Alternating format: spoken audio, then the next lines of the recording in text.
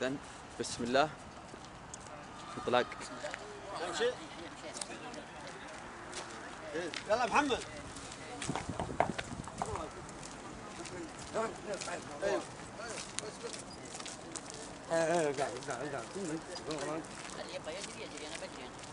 كيف؟ كيف؟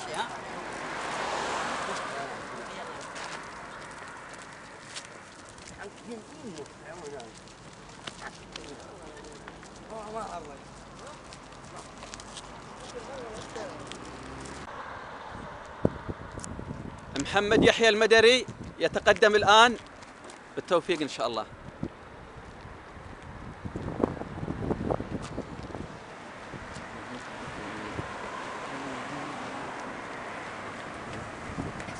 عليكم السلام ورحمة الله وبركاته.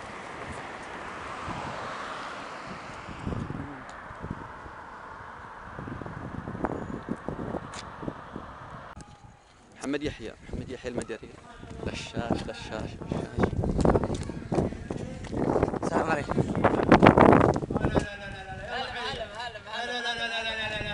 سجل الوقت. يلا حي. سجل الوقت في ساعة. الساعة كم؟ ما شاء الله ما شاء الله. بدقيقة الخليج. الساعة 9:10. والله. بالبركة ما شاء الله. كيف حالك؟ المركز الأول حامية. ماشيين وسوالف وبعلم سم. ما شاء الله يعطيكم الصحة والعافية. وياك إن شاء الله. إذن من اللي يوصل قبل؟ أبو وليد يلا تفضل. اللي وصله هني. أبو وليد امشي. لا تفضل يلا. هيا أبو وليد. هذا المركز الثاني. خلاص امشي جوا. يلا سلمان قاسم. المركز الثالث سلمان قاسم الحكمي. يعطيكم العافية. وعليكم السلام ورحمة الله وبركاته. بما أنك أنت أحد الفائزين في المسابقة والحاز على المركز الثاني، ما هو شعورك في هذه المشاركة والمسابقة الجديدة على أهالي جدة؟ والله الحمد لله أولا وقبل كل شيء نشكركم ونشكر اللجنة المنظمة الحقيقة. سباق رائع جدا وتجمع جدا رائع والله الحقيقة، وذكرتنا بأيام الشباب. طيب لأنه سابقا كنا في الرياضة ونعمل رياضة ونلعب كورة، فهذا الليلة ما شاء الله تبارك الله. طيب ما شاء الله باقي الشباب؟ يعني والله في نظرك أنت. والله باقي في نظر الجميع إن شاء الله الله. يجزاك خير ويحفظك والله. طيب عندك استعداد تشارك في المسابقة الأسبوع الجاي؟ جدا.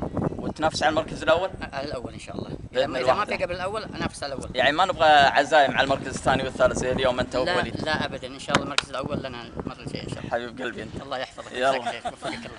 والآن مع المتسابق المركز الثاني أبو وليد جابر محمد، ماذا تقول بالمشاركة؟